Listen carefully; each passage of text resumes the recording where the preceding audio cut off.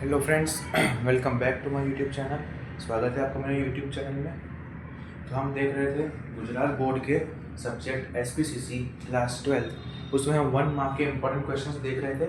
जिसमें प्रीवियसली हमने हमारा चैप्टर 3 कवर किया था, जो कि था डिबेंचर्स।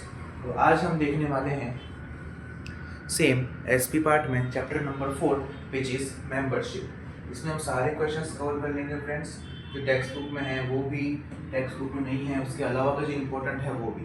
तो चलिए बिना देरी किए, बिना टाइम वेस्ट किए शुरुआत करते हैं। तो दोस्तों देखिए, पहला क्वेश्चन है, who decides the allotment policy for share. कि शेयर्स के लिए अलॉटमेंट पॉलिसी कौन डिसाइड करता है कि अब कितने कब अलॉट करने हैं शेयर्स शेयर होल्डर को। तो the board of directors decides the allotment policy for shares after consulting the representatives of share market। कि जो बोर्ड ऑफ डायरेक्टर्स होते हैं ये डिसाइड करते हैं अलॉटमेंट पॉलिसी शेयर्स की। जो कंपनी के जो बोर्ड ऑफ डायरेक्टर्स होते हैं वो लोग डिसाइड करते हैं, लेकिन जो रिप्रेजेंटेटिव होते हैं शेयर मार्केट से, उन लोगों से कंसल्ट करने के बाद ये जो है डिसीजन लिया जाता है कि है ना कब अलॉट करने हैं शेयर्स, कितने अलॉट करने हैं, क्या अलॉट करना है, एक्सेट्रा। तो फ्रेंड्स अगला क्वेश्चन है, which element is essential to be a member. कि कौन सा एलिमेंट जो है वो एसेंशियल होता है, वो ज़रूरी होता है मेंबर बनने के लिए। और फ्रेंड्स काफ़ी इंपॉर्टेंट क्वेश्चन है कि आपके एक्सरसाइज में आया हुआ है वो भी, और जुलाई 2022 में पूछा गया IMP PYQ है, तो ध्यान दीजिएगा। इसका आंसर देख लें, for this purpose a written consent from the member is must, moreover his name should be in the register of members. कि एक रिटन कंसेंट मेंबर के थ्रू एज एन एलिमेंट बहुत ज़रूरी होता है, और उसके ऊपर जो है उसका नेम लिखा होना चाहिए, और उसका नेम जो है रजिस्टर ऑफ मेंबर्स में इंक्लूड भी होना चाहिए। यानी कि एक रिटन कंसेंट, उस पर उसका नेम रिटन, और रजिस्टर ऑफ मेंबर्स में भी उसका नेम होना चाहिए, और उस कंसेंट पे भी उसका नेम होना चाहिए। आई होप फ्रेंड्स आपको क्लियर होगा। चलिए बढ़ते हैं अगले क्वेश्चन की तरफ। अगला क्वेश्चन है, what is to be presented to a company in transmission of share. कि जब शेयर्स का ट्रांसमिशन किया जाता है, और फ्रेंड्स आपको अच्छे से पता है ट्रांसमिशन का मतलब क्या होता है, हमने पिछले वीडियोस में देखा है। तो जब शेयर्स का ट्रांसमिशन किया जाता है तो कंपनी के सामने क्या प्रेजेंट किया जाता है। फ्रेंड्स एक्सरसाइज का क्वेश्चन है, इंपॉर्टेंट है, ध्यान दीजिएगा।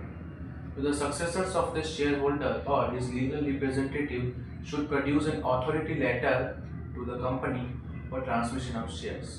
कि शेयर होल्डर का अगर कोई सक्सेसर है तो सक्सेसर, या अगर उसका कोई लीगल रिप्रेजेंटेटिव हो तो लीगल रिप्रेजेंटेटिव, उन्हें एक अथॉरिटी लेटर प्रोड्यूस करना पड़ता है कंपनी के नाम पे, है ना, शेयर्स ट्रांसमिशन हो रहे हैं उस टाइम पे एज अ डॉक्यूमेंट जो है उन्हें एक अथॉरिटी लेटर प्रोड्यूस करना पड़ता है। तो इसका आंसर हो जाएगा, successor of the share holder और his legal representative should produce an authority letter to the company for transmission of shares. I hope friends आपको क्लियर है। चलिए बिना टाइम वेस्ट किए अगले क्वेश्चन की तरफ बढ़ते हैं। अगला क्वेश्चन है, where are the names of approved shares enter. कि अप्रूव्ड शेयर्स के नेम कहाँ एंटर किए जाते हैं। सिंपल, अप्रूव्ड शेयर्स के नेम कहाँ एंटर किए जाते हैं। फ्रेंड्स ये इंपॉर्टेंट भी है और एक्सरसाइज का अपने टेक्स्ट बुक का क्वेश्चन भी है, तो ध्यान रखिएगा। तो इसका आंसर है, after the completion of share allotment. Share allotment की प्रोसेस के कंप्लीट होने के बाद allotted share holders name is registered in register of members. तो जो भी शेयर होल्डर्स जिन्हें शेयर्स अलॉट किए गए हैं उन सबके नाम जो है रजिस्टर ऑफ मेंबर्स में रजिस्टर किए जाते हैं। तो इसमें पूछा था कहाँ रजिस्टर किए जाते हैं, तो रजिस्टर ऑफ मेंबर्स में, कि रजिस्टर ऑफ मेंबर्स में रजिस्टर किए जाते हैं। और किन के किए जाते हैं, तो जिन जिनको शेयर्स अलॉट हुए हैं उन सबके नाम एंटर किए जाते हैं। इसमें 2 आंसर है फ्रेंड्स, इसमें 2 अलग अलग क्वेश्चन भी बन सकते हैं। एक कि है ना किस प्रोसेस के बाद, तो शेयर अलॉटमेंट प्रोसेस के बाद, और कहाँ, तो रजिस्टर ऑफ मेंबर्स में रजिस्टर किए जाते हैं। आई होप आपको क्लियर होगा फ्रेंड्स। चलिए बढ़ते हैं अगले क्वेश्चन की तरफ। अगला क्वेश्चन है, whose agreement creates membership of the company। कि किसका एग्रीमेंट जो है क्रिएट करता है कंपनी की मेंबरशिप को, वो कौन सा एग्रीमेंट, किसका एग्रीमेंट क्रिएट करता है। The agreement between individual and the company creates membership. Simple सा आंसर है फ्रेंड्स, कंपनी का और इंडिविजुअल के बीच में जो एग्रीमेंट बनता है उसमें सब कुछ इंक्लूड है कि मेंबर, ये बंदा मेंबर बन चुका है, ये कंडीशंस, ये टर्म्स है, उसमें सब कुछ इंक्लूडेड है, उन्होंने साइन कर दिया है। तो जो है इंडिविजुअल कंपनी के बीच का एग्रीमेंट होता है जो मेंबरशिप क्रिएट करता है। और वो टर्म्स एंड कंडीशन सब फॉलो हो जाती है, साइन वगैरह हो जाती है, तो वो बंदा as a member rights enjoy करता है कंपनी में। आई होप फ्रेंड्स आपको ये क्लियर होगा आंसर। चलिए बढ़ते हैं अगले क्वेश्चन की तरफ। अगला क्वेश्चन है Who can acquire membership in a Hindu undivided family by purchasing share? कि शेयर्स परचेज करके कौन जो है मेंबरशिप अक्वायर कर सकता है हिंदू अनडिवाइडेड फैमिली में। फ्रेंड्स ये खास की पॉइंट है क्वेश्चन का। हिंदू अनडिवाइडेड फैमिली में शेयर्स परचेज करके मेंबरशिप कौन अक्वायर करता है? तो इसका आंसर हो जाएगा कर्ता, जो कि मेन पर्सन होता है हिंदू अनडिवाइडेड फैमिली का, आपको पता है। तो वो जो है मेंबरशिप अक्वायर कर सकता है शेयर्स परचेज करके। इसका आंसर हो जाएगा कर्ता। फ्रेंड्स ये काफ़ी इंपॉर्टेंट क्वेश्चन है, ध्यान दीजिएगा। एक्सरसाइज में भी आपको पूछा गया है और मई 2021 में भी आया हुआ प्रीवियस ईयर बोर्ड का क्वेश्चन है, तो थोड़ा ध्यान दीजिएगा, याद रखिएगा इसको। आई होप ये क्लियर है आपके लिए। चलिए बढ़ते हैं अगले क्वेश्चन की तरफ। अगला क्वेश्चन है whose membership is suspended in case of war? कि वॉर के केस, अगर वॉर का कोई केस हो जाता है तो किस बंदे की मेंबरशिप जो है सस्पेंड कर दी जाती है? अगर वो कंपनी रजिस्टर्ड है उस कंट्री में, जिस कंट्री में वॉर हो रहा है, और कोई फॉरेनर भी मेंबर है उस कंपनी में, तो मतलब जो बहुत सारे मेंबर होते हैं उस कंपनी में, तो उसमें से किस मेंबर की मेंबरशिप जो है सस्पेंड कर दी जाएगी? तो आंसर है फॉरेनर्स मेंबरशिप। अगर कोई फॉरेनर भी है उस कंपनी में तो उसकी मेंबरशिप सबसे पहले सस्पेंड कर दी जाएगी वॉर के केस में। आई होप फ्रेंड्स आपको क्लियर होगा। ये मार्च 2024 में पूछा गया इंपॉर्टेंट प्रीवियस ईयर बोर्ड का क्वेश्चन है और आपके टेक्स्ट बुक में दिया हुआ एक्सरसाइज का भी क्वेश्चन है। आई होप ये आपको क्लियर होगा फ्रेंड्स। मोस्ट इंपॉर्टेंट है, बहुत ध्यान रखिएगा इसको। ईजी है बट काफ़ी इंपॉर्टेंट है, ध्यान रखिएगा। तो चलिए बढ़ते हैं अगले क्वेश्चन की तरफ। अगला क्वेश्चन है which letter of a share holder authorises to an other person to become a member? कि कौन सा लेटर शेयर होल्डर का ऑथोराइज करना पड़ता है ताकि कोई दूसरा बंदा, अगर कोई किसी और बंदे को मेंबर बनवाना है तो शेयर होल्डर के द्वारा कौन सा लेटर ऑथोराइज करना पड़ता है? आई होप आपको क्वेश्चन क्लियर है। इसका आंसर है लेटर ऑफ रिनंसिएशन। कि लेटर ऑफ रिनंसिएशन जो है ऑथोराइज करना पड़ता है दूसरे पर्सन को ताकि वो मेंबर बन सके। शेयर होल्डर के द्वारा ये लेटर ऑथोराइज करना पड़ता है। आई होप आपको क्लियर है फ्रेंड्स। ये इंपॉर्टेंट भी और एक्सरसाइज में पूछा गया आपका क्वेश्चन के लिए, तो ध्यान दीजिएगा।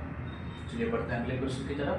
अगला क्वेश्चन है who can be allotted sweat share? Sweat share किसे अलॉट किए जा सकते हैं? इसका आंसर है डायरेक्टर्स और एम्प्लॉइज हैविंग एक्सपर्टीज।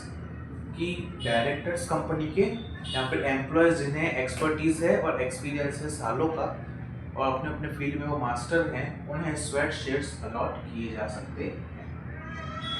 आई होप फ्रेंड्स आपको स्वेट शेयर्स क्या होता है वो पता होगा, तो इसको डिस्कस करने में टाइम वेस्ट नहीं करेंगे, आगे बढ़ जाएंगे। ये एक्सेस का क्वेश्चन है, काफ़ी इंपॉर्टेंट है, ध्यान रखिएगा। तो अगला क्वेश्चन है which type of share is redeemable? कि किस प्रकार का शेयर का कौन सा टाइप रिडीमेबल होता है? कौन सा टाइप शेयर का रिडीमेबल होता है? आई होप आपको क्वेश्चन क्लियर है। इसका आंसर है preference shares are redeemable on the completion of redemption period. कि रिडेम्पशन पीरियड कंप्लीट होने के बाद प्रेफरेंस शेयर्स जो है वो रिडीमेबल होते हैं, कि प्रेफरेंस शेयर्स को आप रिडीम कर सकते हो रिडेम्पशन पीरियड कंप्लीट होने के बाद। आई होप फ्रेंड्स आपको ये क्लियर है। ये एक्सरसाइज का इंपॉर्टेंट क्वेश्चन है, ध्यान रखिएगा। चलिए बढ़ते हैं अगले क्वेश्चन की तरफ। अगला क्वेश्चन है who is a share holder? कि शेयर होल्डर कौन होता है? तो इसका आंसर है the person who hold the shares of the company is called share holder. कि पर्सन जो कंपनी में शेयर्स को होल्ड करता है उसे हम शेयर होल्डर कहते हैं। चलिए बढ़ते हैं अगले क्वेश्चन की तरफ। अगला क्वेश्चन है who is a member of a company? कि कंपनी का मेंबर कौन होता है? The person whose name is registered by his written consent और through share application is called a member. कि एक पर्सन, एक बंदा जिसका नाम रजिस्टर है, उसके रिटन कंसेंट के द्वारा डॉक्यूमेंट्स में रजिस्टर है या फिर शेयर एप्लीकेशंस के द्वारा जो है अगर उस बंदे को रजिस्टर किया गया है डॉक्यूमेंट्स वगैरह में, MOA में उसका नाम इंक्लूडेड है, तो फिर वो कंपनी का मेंबर बन सकता है। आई होप फ्रेंड्स आपको क्लियर होगा। चलिए बढ़ते हैं अगले क्वेश्चन की तरफ। अगला क्वेश्चन है a person can not become a member merely by buying shares. Why? एक पर्सन जो है वो शेयर्स बाय करके कंपनी का मेंबर नहीं बन सकता, क्यों? रीजनिंग टाइप का क्वेश्चन है, ऐसा रीजनिंग टाइप का, तो इसका आंसर देख लें। Membership of a company can not be acquired merely by buying share. Membership of the company वो शेयर्स बाय करके अक्वायर नहीं की जा सकती। The persons name should B also be entered in register of members. उस बंदे का नाम जो है वो रजिस्टर ऑफ मेंबर्स में भी इंक्लूड होना चाहिए अगर उसे मेंबरशिप हासिल करनी है कंपनी में। तो इस आंसर के अकॉर्डिंग इस आंसर में कहना चाह रहा है कि मेंबरशिप है किसी कंपनी की, वो सिर्फ शेयर्स बाय करके ही हासिल नहीं की जा सकती, उसके लिए उसका नाम जो है रजिस्टर ऑफ मेंबर्स में एंटर भी होना चाहिए। तो आई होप फ्रेंड्स आपको क्लियर है आंसर। चलिए बढ़ते हैं अगले क्वेश्चन की तरफ।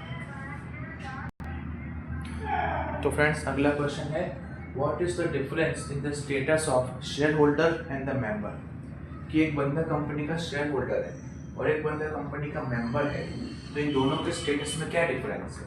तो आंसर देख लें, shareholders and members are not equal in status.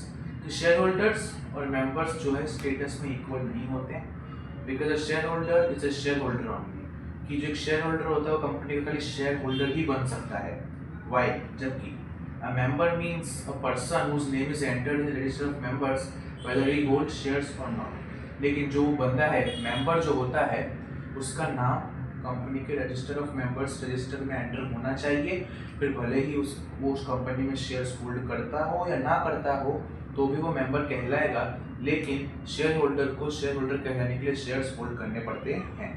तो अगर कंफ्यूजन लग रहा तो और इजी बता दूँ फ्रेंड्स कि शेयर होल्डर का जो स्टेटस है वो कंपनी में ऐसा होता है कि वो कंपनी की ओनरशिप होती है उसके पास और शेयर्स होते हैं, लेकिन जो मेंबर का स्टेटस होता है वो ये होता है कि उसका नाम रजिस्टर ऑफ मेंबर्स में एंटर होता है, फिर भले ही उसके पास शेयर्स हो या ना हो। आई होप फ्रेंड्स आपको क्लियर हो गया होगा। चलिए बढ़ते हैं अगले क्वेश्चन की तरफ।